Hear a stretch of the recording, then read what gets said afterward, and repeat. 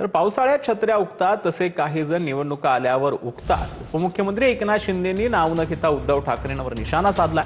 काही जणांना विकासात रस नाही, तिजोरीत आहे असाही टोला शिंदेंनी ठाकरेंना लगावलेला आहे। निवडणुका आल्या की जशा पावसात छत्र्या उगतात तसे उगतात।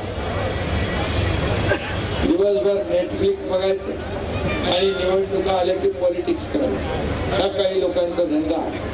काही लोकांना विकासात इंटरेस्ट नाही आहे, तर तिजोरीत इंटरेस्ट आहे। तर शिंदेंची शिवसेना हा अमित शहांचा पक्ष असल्याचं राऊतांनी टीका केली आहे। कायदा आणि संविधानानुसार शिवसेना आणि चिन्ह परत द्यावं लागेल असं राऊतांनी म्हटलं। जेव्हा चिन्ह जाईल तेव्हा एकनाथ शिंदेंना भाजपवाले लाथा घालून बाहेर काढतील, राऊतांनी हल्लाबोल केलेला आहे।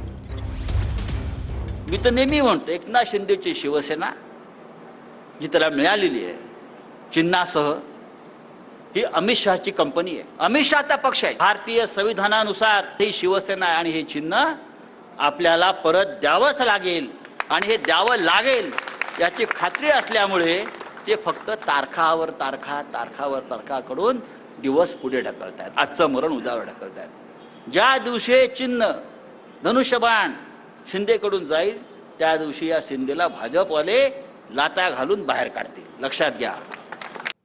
तर उल्हासनगरमधील प्रभाग क्रमांक 19 मध्ये भाजप आणि शिंदेंच्या शिवसेनेत राडा झालाय।